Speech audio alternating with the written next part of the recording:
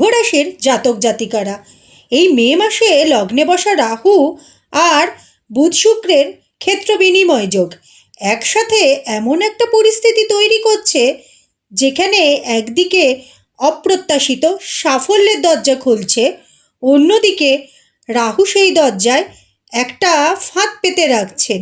এই মাসে আপনার সবথেকে বড় চ্যালেঞ্জ কোনো গ্রহ না, আপনি নিজেই।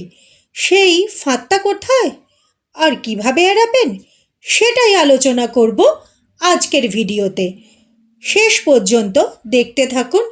এই ভিডিও শেষে আমি বলবো এই মাসে আপনার জন্য লাকি কালার, লাকি ডেট এবং রেমেডি।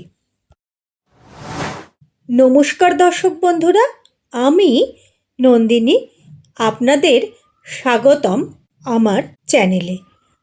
আজ এই ভিডিওতে আমি বলবো কুম্ভ রাশির মে মাসের সম্পূর্ণ রাশিফল, স্বাস্থ্য, অর্থ, প্রেম, কেরিয়ার, শিক্ষা, সব কিছু। চলুন তাহলে দেখে নিই এ মাসের গ্রহবিন্যাস।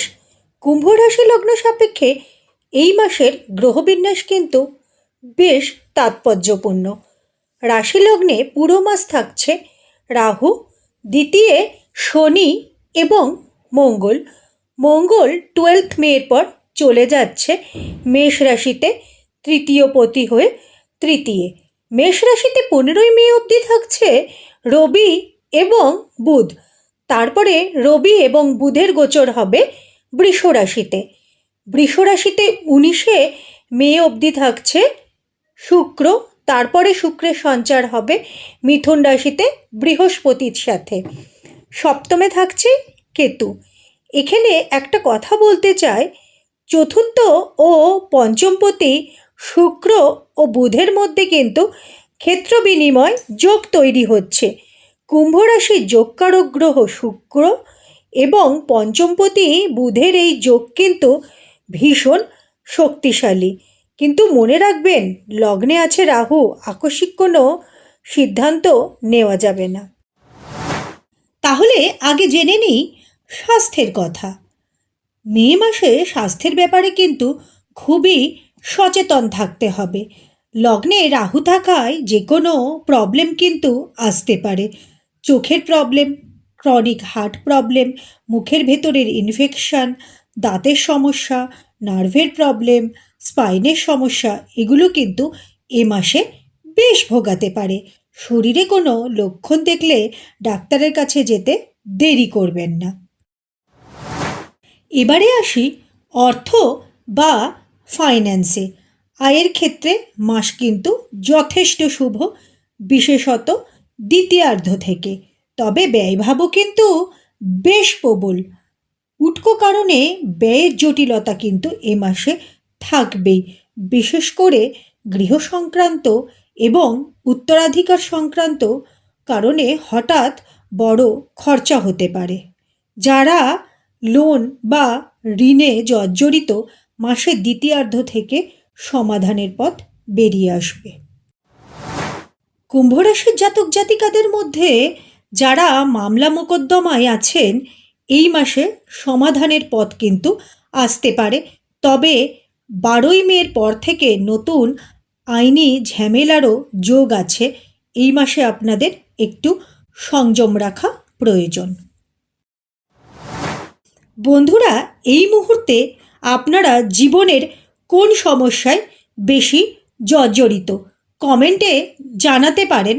আমি কিন্তু সকলের কমেন্ট পড়ি এবং সাধ্যমতো উত্তর দেওয়ার চেষ্টা করি। চলুন এবারে বলি সন্তান এবং শিক্ষার কথা। সন্তান স্থান এ মাসে শুভ। সন্তানের সাথে কিন্তু সুসম্পর্ক বজায় থাকবে। তাদের দূরযাত্রা এবং বিদেশ যাত্রারও যোগ আছে। ছাত্রছাত্রীদের জন্য এ মাস বিশেষভাবে শুভ। পরিশ্রম এবং অধ্যাবসায়ে এক্সিলেন্ট রেজাল্ট আসবে। বুধ শুক্রের ক্ষেত্র বিনিময় যোগে নতুন কিছু শেখার আগ্রহ বাড়বে। বিশেষত এআই, টেকনিক্যাল বা ইনফরমেশন সংক্রান্ত বিষয়ে এই সময়টাকে কাজে লাগান। চলুন এবারে আসি রিলেশনশিপে। রিলেশনশিপের ক্ষেত্রে এ মাসে সম্পর্কে নৈকট্য বাড়বে, দায়বদ্ধতাও কিন্তু বাড়বে, বিবাহেরও যোগ আছে। তবে একটা সতর্কতা, হঠাৎ কোনো উটকো ঝামেলা আসতে পারে, ডিট্যাচমেন্ট অনুভব করতে পারেন। বিবাহিতদের জন্য প্রথমার্ধ একটু কঠিন, দ্বিতীয়ার্ধ থেকে শুভ। স্বামী বা স্ত্রীর অ্যাচিভমেন্টে গর্বিত হতে পারেন, কিন্তু কথায় সংযম রাখা দরকার, ইগো ত্যাগ করুন। ছোট ভাই বোনেদের সাথে এ মাসে বিবাদ থাকলেও মিটে যাওয়ার সম্ভাবনা, বড় ভাই বোনেদের থেকে সাপোর্ট পাবেন। এবারে আসি সব থেকে গুরুত্বপূর্ণ অংশ, আপনাদের কেরিয়ার। প্রফেশনে এ মাসে অপ্রত্যাশিত সাফল্য আসবে, জব স্যাটিসফ্যাকশন পাবেন। তবে দুটো জিনিস কিন্তু আপনাদের এ মাসে একটু এড়িয়ে চলতে হবে, ইগো এবং রাগ। এই দুটোই এই মাসে আপনার সব থেকে বড় শত্রু। হিলিং প্রফেশনে যারা আছেন, প্রথমার্ধে কিছু জটিলতা থাকলেও দ্বিতীয়ার্ধ থেকে আর্থিক সাফল্য। Money market, stock market, investment সেক্টরে যারা আছেন, অত্যন্ত শুভ সময়। নিজেকে আপগ্রেড করার এটাই কিন্তু সেরা মাস। ক্রিয়েটিভ ফিল্ডে যারা আছেন, শেষার্ধ থেকে এক্সিলেন্ট টাইম। যারা সরকারি, বেসরকারি বা কোনো আইটি সেক্টরে কাজ করেন, তাদের জন্য এ মাস কিন্তু মোটের ওপর শুভ। যারা চাকরি খুঁজছেন বা জব সার্চ করছেন, 12ই মের পর থেকে কিন্তু শুভ। বিদেশেও কর্মের যোগ আছে। শিক্ষকদের জন্য এই মাসে সাফল্য এবং পদোন্নতি। ব্যবসায়ীদের জন্য এই মাসে ঝুঁকি নেওয়া যাবে না, ইনভেস্টমেন্টে সতর্ক থাকুন। পার্টনারশিপে গোপন সমস্যা কিন্তু আসতে পারে। প্রফেশনাল আপলিফটমেন্টের জন্য বিদেশে উচ্চশিক্ষারও যোগ থাকছে এ মাসে। দর্শক বন্ধুরা, আপনারা কে কোন প্রফেশনে আছেন? আপনারা কি প্রফেশনে এই মুহূর্তে কোনো প্রবলেম ফেস করছেন? কমেন্টে জানাতে পারেন, আমি উত্তর দেওয়ার চেষ্টা করব। এবারে আসি সব থেকে interesting part, lucky colour, lucky date এবং রেমেডি। মে মাসে সবুজ, নীল এবং ক্রিম কালারের ব্যবহার করুন। এই রঙগুলো আপনার পজিটিভ এনার্জি কিন্তু বাড়াবে। এই মাসে শুভ দিনগুলি হল 2, 7, 12, 14, 15, 25 এবং 30 তারিখ। গুরুত্বপূর্ণ কাজ এই দিনগুলোতে শুরু করার চেষ্টা করুন। এবারে আসি রেমেডি প্রসঙ্গে। প্রতিদিন সকালে স্নান সেরে সাদা চন্দনের টিপ বা তিলক কপালে পরুন। এটা মনকে শান্ত রাখবে এবং রাহুজনিত ইলিউশন কমাবে। যদি সম্ভব হয় তাহলে রূপোর তৈরি একটি ছোট নিরেট হাতি বাড়িতে রাখুন, ঘরের উত্তর পূর্ব কোণে।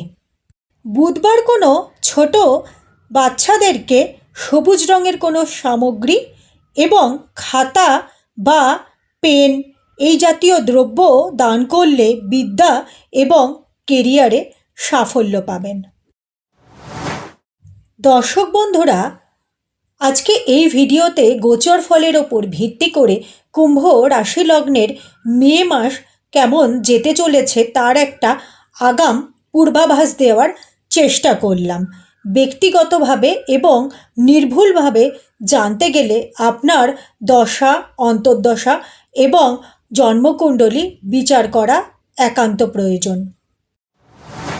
দর্শক বন্ধুরা, পরিশেষে একটা কথাই বলতে চাই, এ মাসে তাড়াহুড়ো করা যাবে না। আকস্মিক কোনো সিদ্ধান্ত নেওয়ার আগে আপনাদের ধৈর্যের প্রয়োজন। 12ই মের পর মঙ্গলের তৃতীয় সঞ্চার এবং তারপরে বুধ এবং শুক্রের ক্ষেত্র বিনিময় যোগ, এই সময় থেকেই কিন্তু আপনার সাফল্য আসবেই আসবে। দর্শক বন্ধুরা, আপনাদের একটা লাইক এবং কমেন্ট আমাকে আপনাদের সাথে কানেক্ট হতে সাহায্য করে। একটা লাইক এবং কমেন্ট করতে ভুলবেন না, কাজের উৎসাহ পায়। ভিডিওটা যদি আপনাদের ভালো লেগে থাকে শেয়ার করে অন্য বন্ধুদেরও দেখার সুযোগ করে দিন। আপনি যদি আমার চ্যানেলে নতুন হয়ে থাকেন অথবা চ্যানেলটা এখনও সাবস্ক্রাইব করে না থাকেন, চ্যানেলটা সাবস্ক্রাইব করে নিন এবং পাশে থাকা বেল আইকনটি প্রেস করতে ভুলবেন না। দেখা হচ্ছে পরের ভিডিওতে। ততক্ষণ ভালো থাকুন, সুস্থ থাকুন। নমস্কার।